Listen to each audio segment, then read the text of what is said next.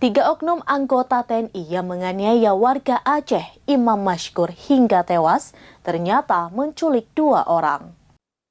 Tiga oknum TNI yang kini menjadi tersangka penganiayaan warga Aceh, Imam Mashkur hingga tewas, ternyata menculik 2 orang. Namun satu korban akhirnya dilepaskan di tol. Kenapa Imam Mashkur dianiaya hingga tewas, sementara satu korban lagi dilepaskan? Komandan Polisi Militer Kodam Jaya atau Danpom-Dam Jaya, Kolonel CPM Irsyad Hamdi B. Anwar mengungkapkan ada korban selain Imam Mashkur yang diculik oleh 3 oknum prajurit TNI.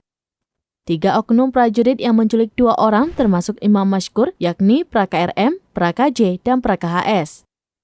Irsyad menjelaskan saat itu satu korban dilepaskan karena sudah dalam kondisi sesak nafas. Kini korban yang selamat itu sudah diperiksa sebagai saksi. Pemeriksaan dilakukan untuk mendalami dan mengumpulkan alat bukti terkait dugaan penculikan dan penganiayaan yang dilakukan 3 oknum prajurit Tamtama tersebut.